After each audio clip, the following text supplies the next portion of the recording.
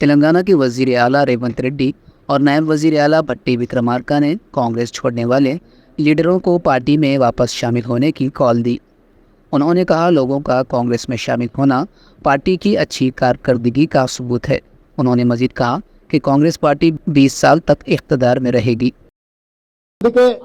Doctor YSR స్ఫూర్తిగా వారు ఇచ్చిన సందేశాన్ని తీసుకొని మనమందరం కష్టపడాలి, రాహుల్ గాంధీ గారికి అండగా నిలబడాలి।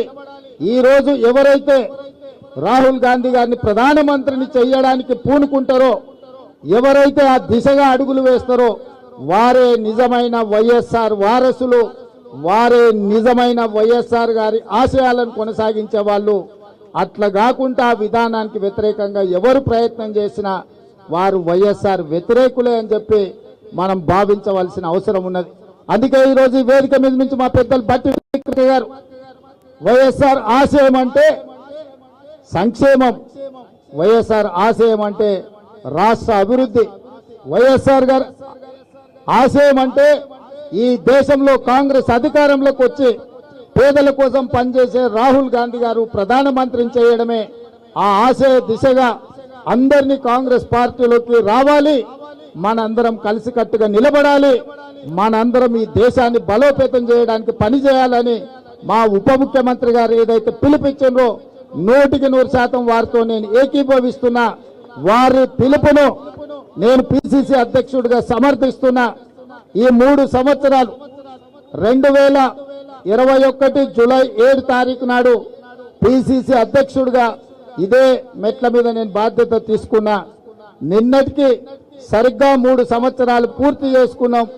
ఈ 3 సంవత్సరాలలో ఎన్నో ఒడిదుడుకులు ఈ ప్రభుత్వాన్ని ఆశీర్వదించి ముందుకు నడిపించడానికి 10 ఏళ్లు ఈ రాష్ట్రంలో 10 ఏళ్లు కాదు రాబోయే 2 దశాబ్దాలు కూడా ఈ రాష్ట్రంలో కాంగ్రెస్ పార్టీ ప్రజల సంక్షేమం కోసం పనిచేయటం కోసం మనమందరం అంకిత భావమై ఏకం కావాల్సినటువంటి అవసరం కూడా ఉందని ఈ సందర్భంగా పిలుపిస్తా ఉన్నాం। అనేక కారణాల చేత రకరకాలైనటువంటి వ్యవస్థలు జరిగినటువంటి పరిణామాల వల్ల కాంగ్రెస్ పార్టీకి దూరంగా వెళ్ళినటువంటి నాయకులు కానీ మిగతా వాళ్ళు కానీ ఈరోజు పెద్ద ఎత్తున కాంగ్రెస్ పార్టీ ప్రభుత్వం చేస్తున్న కార్యక్రమాలు నమ్మి భారీ ఎత్తున ఈరోజు కాంగ్రెస్ పార్టీలో చేరికలు జరుగుతూ ఉన్నాయి। ఇదే ఈ రాష్ట్ర ప్రభుత్వం బాగా చేస్తుందని చెప్పడానికి సూచకులుగా కూడా నేను మీ అందరి ముందు దృష్టికి తీసుకొని వస్తా ఉన్నాను। ఈ సందర్భంగా రాష్ట్ర వ్యాప్తంగా ఉన్నటువంటి రాజశేఖర రెడ్డి గారి ఆ రోజుల్లో కాంగ్రెస్ పార్టీలో పనిచేసినటువంటి వాళ్ళు వివిధ కారణాల చేత పార్టీ నుంచి దూరంగా వెళ్ళినటువంటి వాళ్ళకు కూడా ఈ సందర్భంగా గాంధీ భవన్ నుంచి పిలిపిస్తా ఉన్నాం।